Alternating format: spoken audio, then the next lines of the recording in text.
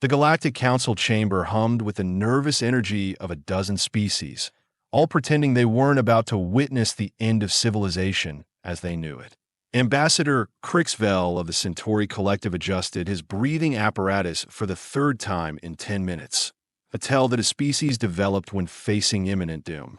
Around the circular table, representatives from across the galaxy shifted in their various forms of seating, each more uncomfortable than the last. Ladies, gentlemen, and assorted biological anomalies, began High Chancellor Mordash, her voice carrying the weight of someone who'd rather be anywhere else in the universe. We are here to discuss what our intelligence networks are calling the Terra Threat. A collective shudder ran through the assembly. The Terra Threat. Those two words have been keeping military strategists awake for the past 6 rotations. Chancellor, interrupted Ambassador Vakrin from the Helix Syndicate, his translator struggling with the emotional undertones. Surely we are overreacting. They're just one species from a backwater system. How dangerous could they possibly be? Oh, if only he knew. The irony wasn't lost on anyone who'd actually read the intelligence reports. These humans, these impossible, illogical, absolutely terrifying humans, had managed to do something that should have been mathematically impossible. They made the entire galaxy nervous. Meanwhile, somewhere in the depths of space, Captain Jake Morrison was having what he would later describe as a really bad day. His ship, the UES Defiance, was currently surrounded by approximately 47 hostile vessels, each one roughly the size of Small Moon. The bridge crew had that special kind of calm that comes right before complete pandemonium. "Captain," called out Lieutenant Torres from the tactical station, her voice steady despite the fact that they were about to become space dust. "Enemy vessels are powering weapons. All 47 of them." 47.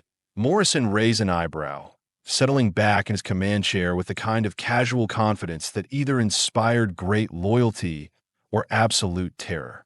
"That's it? Did they run out of ships? Or are they just being polite?" The bridge crew exchanged glances. This was their captain, all right, facing impossible odds with a joke on his lips and what appeared to be a death wish in his heart. "Sir," Ensign Park spoke up from communications, "they're demanding our surrender." "Again? How many times is that now?" 14, sir." Morrison chuckled, a sound that somehow managed to be both reassuring and slightly unhinged. "Persistent little fellows, aren't they? What's our status, Commander Wells?" Commander Lisa Wells, his first officer, consulted her datapad with the practiced efficiency of someone who'd grown accustomed to their captain's unique approach to diplomacy. "Weapons at full charge, shields at maximum, and the crew is ready for whatever insane plan you are about to unleash on the universe." "Insane?" Morrison looked genuinely hurt. "I prefer creatively aggressive." Back in the council chamber, things were getting heated. Ambassador Crixvel had pulled up the latest intelligence footage on the main display, and the assembled representatives were watching in stunned silence as a single human vessel systematically dismantled what used to be the pride of the Vax Empire's fleet. "This recording is from the Kepler incident," Crixvel explained, his breathing apparatus working overtime. 12 Vax dreadnoughts versus 1 human cruiser. The engagement lasted exactly 18 minutes. 18 minutes. Ambassador Vakrin's translator was definitely struggling now. "That's barely enough time to properly charge weapons." "Exactly," Chancellor Mordash replied grimly. "The humans didn't bother charging their weapons. They improvised." The footage showed the human vessel, laughably small compared to the massive Vax ships, suddenly accelerating to what should have been a suicidal velocity. Instead of firing weapons, it began ejecting what appeared to be garbage from its waste disposal systems. "Garbage," Vakrin sputtered. "They fought with garbage. Industrial waste, specifically," Crixvel corrected, rewinding the footage. "Watch this part carefully." The ejected waste, traveling at relativistic speeds, struck the lead Vax dreadnought like a cosmic shotgun blast. The massive warship simply ceased to exist, along with 2 others caught in the debris field. They turned trash into a weapon of mass destruction, Chancellor Mordash observed. "This is what we are dealing with. On the bridge of the Defiance, Captain Morrison was indeed about to do something that would either go down in military history or get them all killed. Possibly both. "Commander Wells," he said, standing up and straightening his uniform with theatrical flair. "Remember that conversation we had about humans being the galaxy's biggest problem? The one where you said we should lean into it? That's the one. Mr. Torres, I want you to target the largest ship in their formation." "Sir, that's a Kelran battlecruiser. Our weapons won't even scratch their armor." Morrison grinned, and anyone who knew him well would have started writing their last will and testament. "Who said anything about using weapons?" "Mr. Park, open a channel to the entire enemy fleet." "Channel open, sir." Morrison's voice suddenly boomed across space, reaching every ship in the enemy formation with the clarity and confidence of someone who absolutely should not have been as calm as he sounded. "Attention, assorted bad guys and ne'er-do-wells." He began, his tone conversational, almost friendly. "This is Captain Jake Morrison of the United Earth ship Defiance. I notice you have brought quite a few ships to this little party. Impressive show of force, really. Very intimidating." On the lead Kelran vessel, Admiral Thekvor was having trouble processing what he was hearing. The human ship was completely surrounded, outgunned by a factor of roughly 1,000 to 1, and their captain was making jokes. However, Morrison continued, his voice taking on a slightly sharper edge. "I feel I should point out that you have made one tiny, insignificant, absolutely catastrophic mistake." Wells leaned forward in her chair. "Here it comes," she thought. "You see," Morrison said, his grin audible even through the comm system, "you have assumed that being outnumbered is a disadvantage for humans. That's adorable, really. It shows you haven't been paying attention to our history." Admiral Thekvor signaled his communications officer to cut the transmission, but something about the human's tone made him hesitate. There was something unsettling about Morrison's confidence, something that suggested he knew something they didn't. "Let me share a little secret with you," Morrison continued. "Humans have a saying, fair fights are for other species. We prefer what we call calculated overkill. The problem is we have been trying to be polite members of the galactic community. We have been playing by everyone else's rules, using conventional tactics, fighting fair. The bridge of a Defiance had gone completely silent. Even the usual hum of the ship's systems seemed muted. But here's the thing about humans." Morrison's voice dropped to almost a whisper, but somehow carried perfect clarity across the void. "When you corner us, when you threaten our families, our friends, our way of life, we stop playing by the rules. We stop being polite. We remember who we really are." Lieutenant Torres was staring at her captain with something approaching awe. She'd served with him for 3 years, seen him talk his way out of impossible situations before. But this was something different. "Mr. Torres," Morrison said quietly, never take his eyes off the main screen. "Execute Protocol 7. Torres' hands froze over her console. Protocol 7 wasn't in any official manual. It was something Morrison had developed during the Outer Rim conflicts, something that existed only in the darkest corners of human military doctrine. "Sir," she said carefully, "Protocol 7 requires dash. I know what it requires, Lieutenant. Execute it." Wells knew what was coming. She'd been there when Morrison first conceived Protocol 7, had watched him work out the details with the kind of methodical precision that most people reserve for solving math problems. The difference was Morrison's math involved turning entire fleets into cosmic debris. "All hands," Morrison announced over the ship's internal comm. "This is the captain. In approximately 30 seconds, we are going to remind the galaxy why humans are considered a Class Omega threat. Hold on to something sturdy, and try not to throw up on the person next to you." Admiral Thekvor was beginning to feel distinctly uncomfortable. The human vessel hadn't moved, hadn't powered weapons, hadn't done anything remotely threatening. But something had changed in the last few minutes, something that made his species' prey instincts scream warnings he couldn't quite understand. "All ships," he ordered, "prepare to fire on my command." That was when Captain Morrison played his hand. "Computer," Morrison said calmly, "activate Emergency Protocol 7. Authorization, Morrison Alpha 77 Tango." The Defiance's computer, programmed with enough human stubbornness to make it genuinely dangerous, responded immediately. Protocol 7 activated. Warning. This action will result in significant property damage and possible existential crisis among enemy forces. Acknowledged, Morrison replied. Mr. Torres, you may fire when ready. What happened next would be debated in military academies for generations. The Defiance didn't fire conventional weapons. Instead, it unleashed something that shouldn't have been possible, something that violated several fundamental laws of physics and at least 3 interstellar treaties. The ship's entire complement of industrial fabricators, normally used for manufacturing spare parts and supplies, had been reprogrammed to create and deploy what Morrison cheerfully called kinetic creativity. In layman's terms, they were manufacturing ammunition in real time, using everything from recycled air filters to spare uniforms, and firing it at velocities that turned household items into planet killers. A coffee mug, accelerated to 97% of light speed, punched through the armor of a Kelran destroyer like it was tissue paper. A deck of playing cards, properly dispersed and accelerated, shredded the sensor array of a Higgs battleship. Someone's left boot, transformed into a relativistic projectile, took out the main reactor of a Vorth cruiser. The enemy fleet, which moments before had been an unstoppable armada, suddenly found itself under attack by what appeared to be the contents of a very angry garage sale. This is impossible. Admiral Thekvor screamed as his flagship shuddered under the impact of what his sensors insisted was a kitchen appliance. That Morrison's voice came back over the comm, still maddeningly calm. You know what the really funny part is? We are not even trying yet. This is us being gentle. This is us giving you a chance to reconsider your life choices.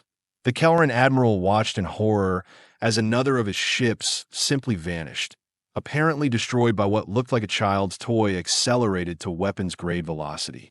How? He whispered. Humans, Morrison replied, as if that explained everything. And in a way, it did. 3 hours later, the aftermath of what military historians would call the Household Appliance Massacre was still being cataloged. 17 enemy vessels completely destroyed, 12 more crippled beyond repair, and the remainder scattered across 3 star systems in full retreat. The weapon that accomplished this feat? Approximately 47 pounds of miscellaneous junk, properly motivated. Dr. Anna Kowalski, the Defiance's chief science officer, was running diagnostics on the fabrication systems while trying very hard not to laugh. Captain, she called out, her Polish accent thick with barely contained amusement. According to these readings, we just won a space battle using a toaster, 3 socks, and what appears to be Lieutenant Park's collection of vintage comic books. The comics were Park's idea, Morrison replied, settling back into his command chair with a satisfied expression of someone who just solved a particularly difficult puzzle. He said they deserved to go out fighting the good fight. Ensign Park looked up from his station, grinning sheepishly. Those were first editions, sir. Seemed like the right kind of sacrifice. Commander Wells was reviewing the engagement data, shaking her head in disbelief. Sir, our casualty report. 0 deaths, 3 minor injuries, and 1 case of motion sickness from Ensign Davis. Motion sickness? Morrison raised an eyebrow. He got queasy watching the enemy ships explode, sir. Says it reminded him of his grandmother's meatloaf. Meanwhile, back at the Galactic Council, emergency session number 4 was not going well. The chamber that had been filled with nervous energy 3 hours ago now resembled a support group for species suffering from collective existential crisis. Ambassador Crixvell had given up on his breathing apparatus entirely and was hyperventilating into a paper bag. 47 ships, he wheezed. 47 military vessels defeated by garbage, finished Chancellor Mordash flatly. Weaponized household refuse. This changes everything, muttered Ambassador Vakrin, his translator finally giving up on emotional context and simply stating facts. Our entire military doctrine is based on the assumption that warfare requires weapons. The humans appear to disagree with that assumption, observed Ambassador Terra of the Spiral Confederacy, her multiple eye stalks tracking different data streams simultaneously. According to this analysis, they have been doing this for millennia.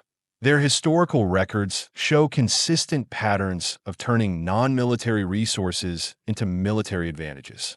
Chancellor Moore activated the main display, showing archived footage from human conflicts.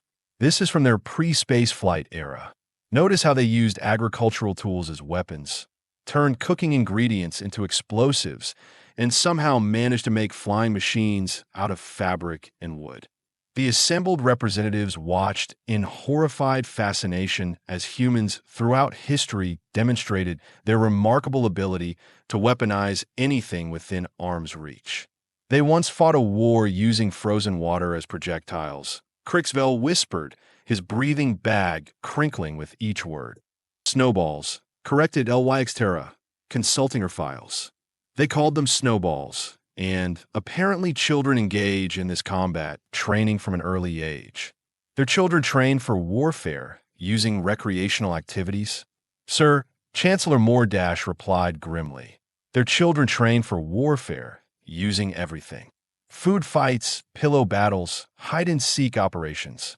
What we consider children's games, they consider tactical preparation. Back aboard the Defiance, Captain Morrison was dealing with the inevitable bureaucracy that followed any engagement involving creative interpretation of military regulations. Captain, Lieutenant Torres reported, Starfleet Command is requesting a detailed explanation of Protocol 7. Tell them it's classified. Morrison replied without looking up from his reports. Sir, they are insisting.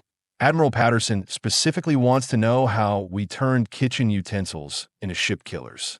Morrison sighed, the kind of deep, weary sigh that suggested he'd been through this particular conversation before. Mr. Torres, the fundamental problem with military command structures is that they want to understand everything. Some things work better when they remain mysterious. Commander Wells leaned back in her chair, studying her captain with the expression of someone who'd given up trying to understand how his mind worked. Jake, you do realize that what we just did should be completely impossible. Should be, yes. But that's the beautiful thing about humans, Lisa. We specialize in making the impossible merely improbable. And improbable, we turn that into Tuesday afternoon entertainment. Dr. Kowalski looked up from her console, her expression thoughtful. Captain, I've been analyzing the physics of what we accomplished today, and I have a theory about why it worked. I am listening. Most species approach warfare like engineering problems. They design specific tools for specific purposes, optimize for maximum efficiency, follow established protocols. It's logical, predictable, and ultimately limited by imagination. Morrison nodded, sensing where this was going. Humans don't do that, Kowalski continued. We approach warfare like art projects. We see potential in everything, connections where others see chaos, solutions where others see obstacles. We don't optimize for efficiency, we optimize for surprise. The element of unpredictability, Wells mused. No one expects to be attacked by kitchenware. Exactly, but it goes deeper than that. We think in metaphors, patterns, analogies. We see a coffee mug and think projectile. We see playing cards and think shrapnel. We see a boot and think kinetic penetrator. Lieutenant Park chimed in from his station. Like jazz music, isn't it? We improvise based on what's available, create harmony from chaos. Morrison smiled, the kind of smile that suggested he was enjoying this philosophical discussion far more than he should. That's exactly right, Mr. Park. Other species play warfare like classical music. Every note planned, every movement choreographed, every outcome predictable. And humans, we play it like jazz. We know the basic rhythm, understand the underlying structure, but we make it up as we go along. The conversation was interrupted by an incoming transmission from the Galactic Council. Chancellor Moore appeared on the main screen, looking like someone who'd been having a very long day. Captain Morrison, she began, her voice carefully controlled. The Council would like to discuss recent events. Chancellor, Morrison replied, his tone respectful, but with an undertone that suggested he was prepared for this conversation to go sideways. How can we help you? You can help us by explaining how a single human vessel managed to defeat a fleet that should have been mathematically impossible to overcome. Morrison exchanged glances with his bridge crew. This was delicate territory. Too much explanation might give away tactical advantages. Too little might escalate tensions. Chancellor, with all due respect, I think you are asking the wrong question. What do you mean? You are asking how we defeated them. The better question is why we had to. Mordash's expression shifted slightly. Explain. 47 ships surrounded one vessel in what was clearly intended as a show of overwhelming force. They demanded surrender without provocation, without diplomatic contact, without any attempt at peaceful resolution. What did they expect us to do? They expected you to surrender, Captain. Any reasonable species would have recognized the impossible odds. Morrison leaned forward in his chair, his expression serious. Chancellor, here's what I think you are missing about humans. We don't see impossible odds. We see interesting challenges. That's what makes you dangerous. No, Morrison replied quietly. What makes us dangerous is that we refuse to accept that anything is truly impossible. Every species in this galaxy seems to have accepted certain limitations, certain boundaries that cannot be crossed. Humans don't acknowledge those boundaries.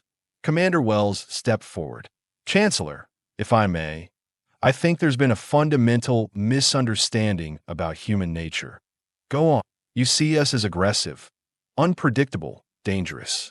And you're not wrong. But you're missing the context. We are only aggressive when threatened, unpredictable when cornered, dangerous when protecting something we care about.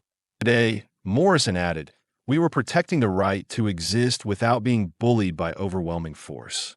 Tomorrow, we might be protecting trade routes or diplomatic missions or simple exploration vessels. The day after that, we might be protecting your ships from someone else's bullying. Chancellor Mordash was quiet for a long moment, processing this information. You are saying that human unpredictability could be an asset rather than a threat? I'm saying that human creativity, properly channeled, tends to solve problems that traditional approaches can't handle. Dr. Kowalski spoke up from her station. Chancellor, if I may add something, what we demonstrated today wasn't just military capability. It was adaptive problem solving under extreme pressure. That's applicable to more than just warfare. How so? Natural disasters, technological failures, resource shortages, first contact scenarios. Humans excel at finding solutions when conventional approaches fail. Lieutenant Torres joined the conversation. Ma'am, respectfully, I think the real question isn't whether humans are dangerous. The question is whether the galaxy can afford not to have us as allies when the next impossible problem shows up. Morrison nodded approvingly. His crew was making the point better than he could have managed alone. Chancellor Mordash was clearly wrestling with competing perspectives.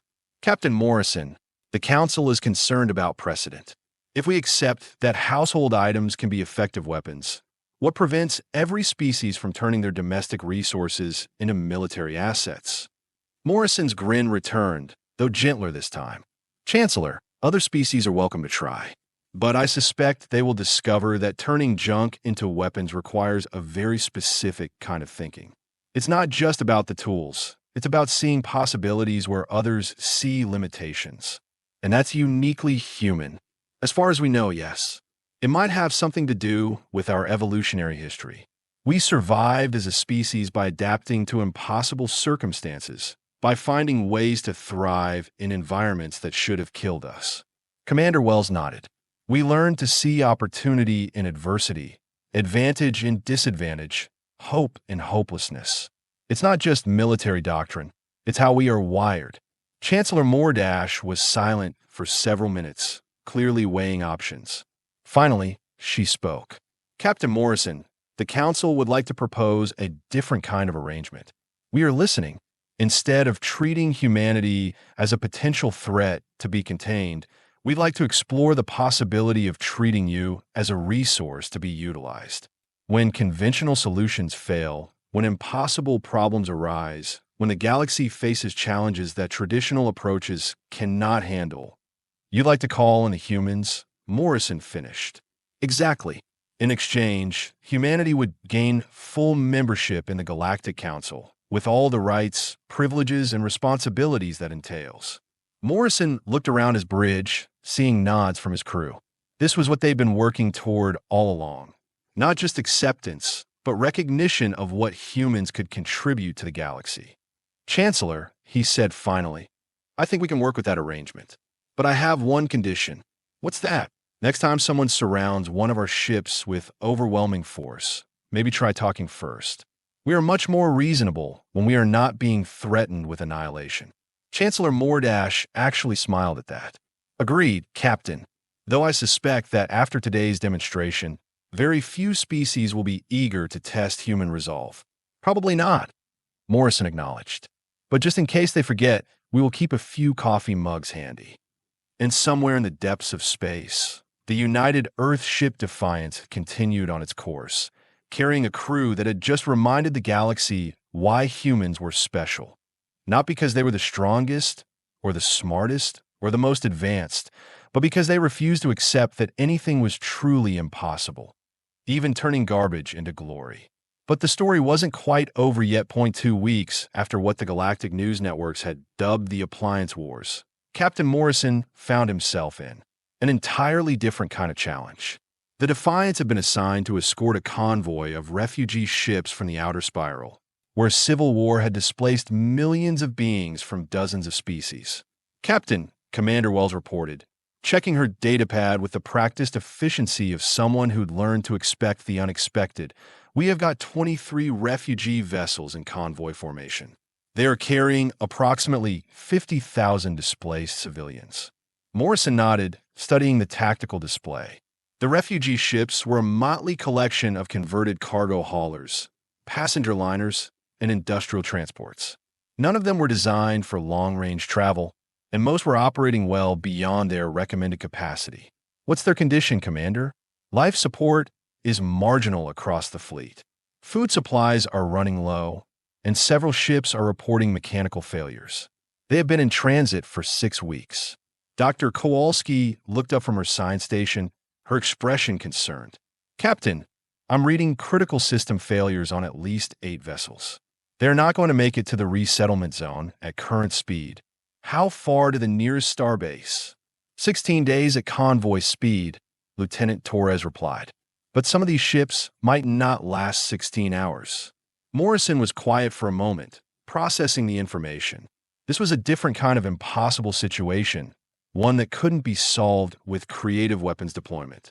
These were civilian lives, families fleeing war, children who'd never known peace. "Mr. Park, open a channel to the convoy leaders." "Channel open, sir." Morrison's voice carried across space to the refugee fleet, but this time his tone was different. Gone was the sardonic confidence of a military commander. In its place was the quiet authority of someone who understood suffering. "Convoy leaders, this is Captain Morrison of the U.S. Defiance. We are here to get you home safely." The response came from Captain Lyra Voss, a Terran freight hauler who'd volunteered her ship for the evacuation. Her voice was tired, strained by weeks of responsibility for lives she'd never expected to carry. "Captain Morrison, we are grateful for the escort, but I need to be straight with you. We're not going to make it. Too many systems failing, too many people, not enough resources." "Captain Voss, I understand your concerns. But here's the thing about humans. We specialize in making the impossible work. How many engineering personnel do you have across the convoy?" "Maybe 30 qualified technicians spread across 23 ships." "What?" Morrison smiled, and his bridge crew recognized that expression. Their captain was about to do something that would either be brilliant or get them all court-martialed. "Because, Captain Voss, we are about to attempt something that's never been tried before. We're going to turn your convoy into a single, integrated life support system." Commander Wells leaned forward. "Jake, what are you thinking?" "I'm thinking that these ships don't need to function as individual vessels. They need to function as components of one larger system." "Dr. Kowalski, is it theoretically possible to network the life support systems across multiple ships?" Kowalski's eyes lit up with the kind of excitement that came from solving impossible engineering problems.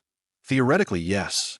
We need to establish physical connections between vessels, synchronize atmosphere processors, balance power distribution across the entire network. How long would that take? Under normal circumstances? Months of planning, specialized equipment, extensive testing. And under abnormal circumstances? Captain, she said, grinning despite herself, you are talking about connecting 23 different ship designs from a dozen different species, each with unique atmospheric requirements, power systems, and structural configurations. It's completely insane, but possible. With enough human stubbornness and creative engineering? Maybe. Lieutenant Torres was already running calculations. Sir, we need to essentially rebuild the convoy into a single organism. Ships would become specialized organs, some handling life support, others power generation, others waste processing, like a space-based ecosystem. Park added, his communication systems already analyzing the convoy's configuration. Morrison nodded. Exactly. Captain Voss, we're going to need every engineer, technician, and mechanically inclined individual in your convoy. We have got work to do. What followed was perhaps the most ambitious engineering project in galactic history. The Defiance served as the central nervous system, coordinating a massive reconstruction effort that turned desperate refugees into the galaxy's most motivated construction crew. Ships were physically connected using emergency airlocks, cargo bay doors, and in some cases, improvised tunnels created from spare hull plating. Power conduits were rerouted, life support systems networked, and atmosphere processors synchronized to create breathable environments for all species involved. The Hicks refugees, with their natural talent for mechanical systems, took charge of power distribution. The Zentari, accustomed to living in cramped spaces, designed efficient passenger compartments. The Corvin, whose species had evolved in low-oxygen environments, managed atmospheric balance across the network. But it was the humans who provided the creative spark that made it all work. When conventional connections failed, they improvised alternatives using everything from maintenance cables to repurposed kitchen equipment. When power distribution became unbalanced, they created load balancing systems using cargo containers and artificial gravity generators. Captain Dr. Kowalski reported after 48 hours of continuous work, the network is stable. We have essentially created a mobile space habitat capable of supporting 50,000 beings indefinitely. Morrison looked at the tactical display, which now showed what appeared to be a single, sprawling structure instead of 23 separate ships. Life support status?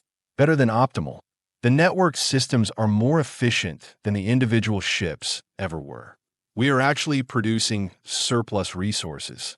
Commander Wells shook her head in amazement. Jake, we just solved the refugee crisis by turning a convoy into a city. Not just any city, Lieutenant Torres added. A city that can travel at warp speed and maintain itself indefinitely. Captain Voss's voice came over the comm, and for the first time in weeks, she sounded hopeful. Captain Morrison, I don't know how to thank you. What you have done here is going to change everything. How so, Captain? You have just demonstrated that large populations can be mobile, self-sufficient, adaptable. This isn't just refugee transport. It's a new model for interstellar civilization. Morrison hadn't considered that aspect, but as he looked at the display, he began to see the implications. Mobile cities that could relocate based on resources, opportunities, or threats. Populations that weren't bound to single planets or systems.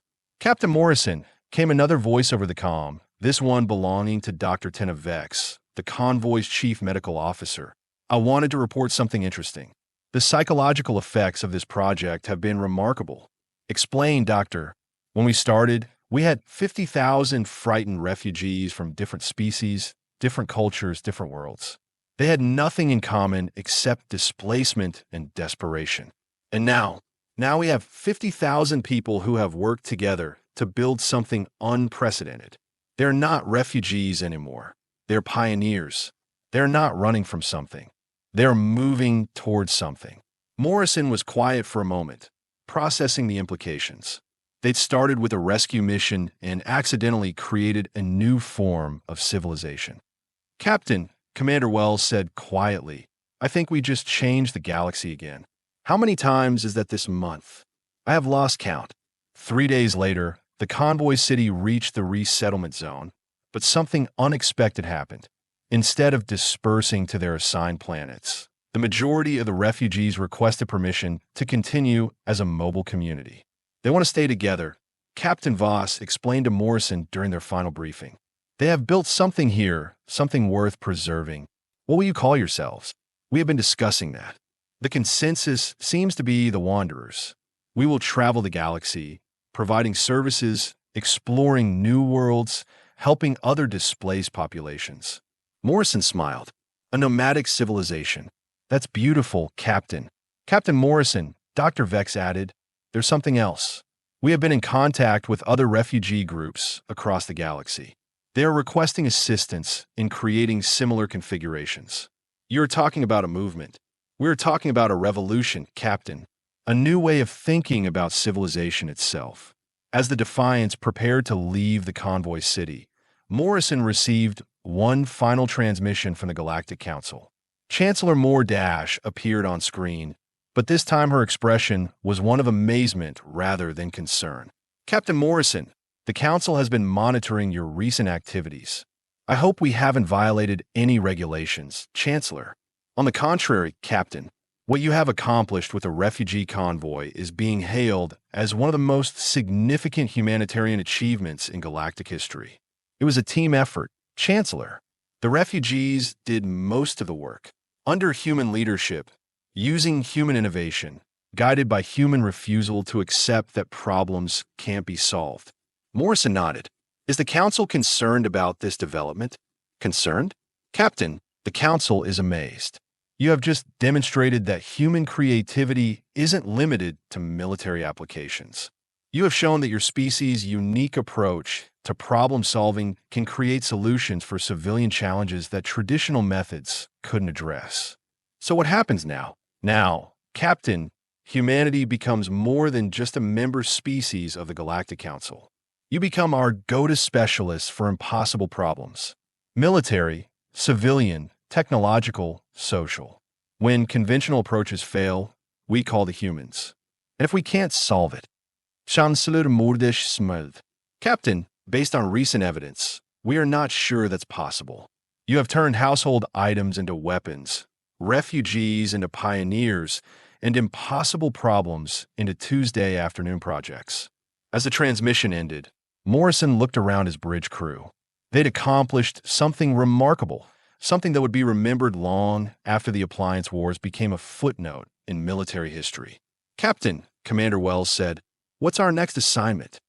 Morrison checked his orders, then looked up with that familiar grin. Something about a collapsed wormhole that's trapped an entire star system. Apparently, conventional physics says it's impossible to fix. Impossible? Lieutenant Torres asked. That's what it says here. Dr. Kowalski laughed. Well, we can't have that, can we? Definitely not. Morrison agreed, settling back in his command chair. After all, we are human. Impossible is just another word for interesting. And somewhere in the depths of space, the United Earth ship Defiance set course for its next impossible mission, carrying a crew that had just reminded the galaxy once again why humans were special. Not because they were the strongest, or the smartest, or the most advanced, but because they refused to accept that anything was truly impossible, even turning the impossible into the inevitable.